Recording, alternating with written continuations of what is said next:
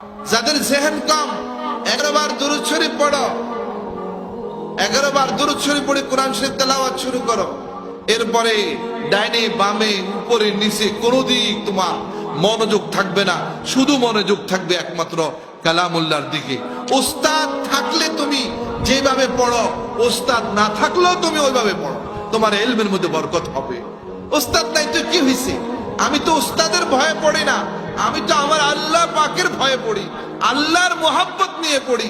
সুতরাং আমার ভিতরে যে আল্লাহর মোহাব্বত থাকে, আল্লাহর ভয় থাকে, আমার উস্তাদ থাকলে আমি যেভাবে পড়বো, আমার উস্তাদ না থাকলেও আমি উস্তাদের খেদমত করবা। এলেম পাওয়ার জন্য উস্তাদের প্রতি শ্রদ্ধা লাগবে, মোহাব্বত লাগবে, ভালোবাসা লাগবে, আস্থা লাগবে। এগুলো ছাড়া, উস্তাদের খেদমত ছাড়া কখনোই তুমি এলেম পাইবা না। যদিও কিছু না কিছু পাও জেহেন বেশি থাকার কারণে, কিন্তু আল্লাহ পাক এই আমানত তোমাকে দিয়ে আবার নিয়ে যাবে। যদি উস্তাদের সাথে কখনো তোমার বেয়াদবি হয়ে যায়, তাহলে তোমার আল্লাহর পক্ষ থেকে দেওয়া যে নূর, এই নূর আস্তে করে তুমি তোমার দিলে খুঁজে পাবে না, এটা উঠে গেছে। এজন্য ছাত্র ভাইয়েরা খুব শ্রদ্ধাশীল থাকবা উস্তাদের প্রতি, উস্তাদের খেদমতের প্রতি, এবং মাদ্রাসার প্রতি, মাদ্রাসার আসবাবের প্রতি, মাদ্রাসার মুহতামিম সাহেবের প্রতি খুব শ্রদ্ধা। যে এইভাবে দিলের মধ্যে থাকবে যে আমার উস্তাদের কারণে আমার এলেম আসতেছে, সুতরাং আমার উস্তাদ আমার জানের চেয়েও বেশি দামি, আমার জানের চেয়েও বেশি কি দামি। আমার কাছে আমার জান এত বেশি আমার কাছে মূল্য না, আমার উস্তাদ আমার কাছে যত মূল্য। অভিভাবকদেরকে ওইভাবে দিলের মধ্যে উস্তাদের সম্মান রাখতে হবে, না হলে আপনার ছেলে এরকম এলেম পাবে না। আর আমার ভাইরা, সব কিছু করলাম, সব কিছু আছে, কিন্তু আল্লাহর সাথে যদি একটু কথোপকথন না হয়, এর মধ্যে মজা লাগবে না, কোরআন শরীফ পড়তে মজা লাগবে না। এই জন্য দোয়া হইলো আল্লাহর সাথে কথোপকথনের একটা হাতিয়ার। যখনই নামাজ পড়ো আমার ছাত্র ভাইয়েরা, আল্লাহর দরবারে, অভিভাবক ভাইয়েরা যারা আছেন তারাও একটু নামাজের পরে আল্লাহর দরবারে ছেলের জন্য দোয়া করেন। তোমরা যারা আছে তোমরা আল্লাহর দরবারে ইলমের জন্য, ইলম হাসিলের জন্য দোয়া করো। আল্লাহ, আমি এমনি মাদ্রাসায় আসতে পারি নাই, তুমি আমাকে মাদ্রাসা পাঠাইছো, এই কোরআনের সাথে আমার সম্পর্ক করাইছো। আল্লাহ আমাকে কবুল করে নাও, আল্লাহ আমাকে কবুল করে নাও। তুমি দেখবা এভাবে দোয়া করতে করতে করতে করতে একদিন তুমি অনেক অনেক আলোকিত হয়ে যাবা, সবাই তোমাকে স্মরণ করবে। এখন তোমাকে কেউ চেনে না, কিন্তু একদিন সারা পৃথিবীর সব মানুষ তোমাকে চিনবে আর জানবে, এই অমুক অমুক অমুক। আল্লাহ আকবার। ওনার সাথে ওনার একটু সোহবত, ওনার একটু দোয়া, ওনার একটু পায়ের ধুলা নেওয়ার জন্য তোমার এরকম হয়ে যাবে যে তোমার একটু পায়ের ধুলা নেওয়ার জন্য সকলেই ব্যস্ত থাকবে। আল্লাহ তোমাদের সবাইকে কবুল করেন, মাদ্রাসাকে আল্লাহ কবুল করেন, ওস্তাদদেরকে আল্লাহ কবুল করেন। এই জন্য দোয়ার মধ্যে সময় লাগাইবা তো ইনশাআল্লাহ।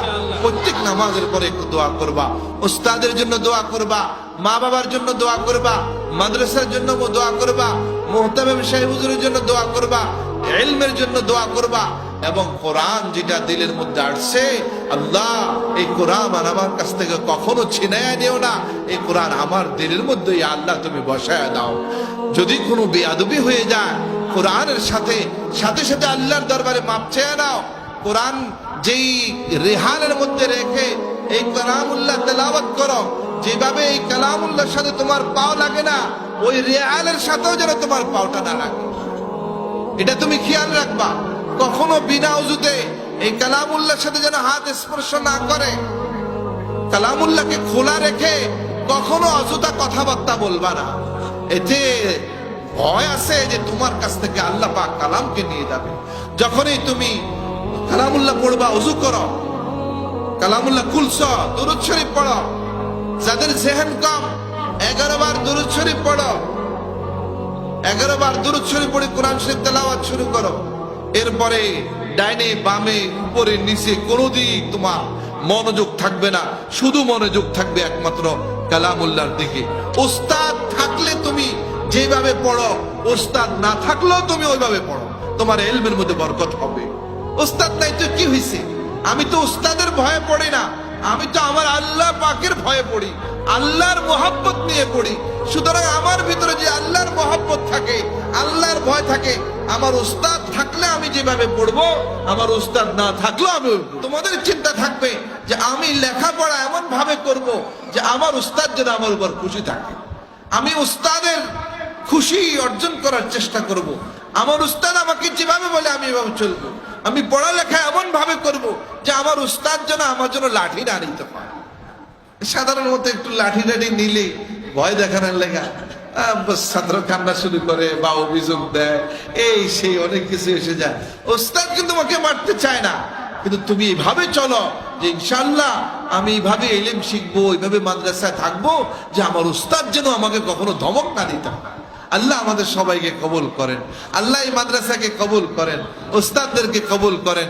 মাদ্রাসাকে আল্লাহ তাআলা ভরপুর দিন দিন তরাক্কি এনায়েত ফরমা, তরাক্কি দ্বারা আল্লাহ নওয়াজেন।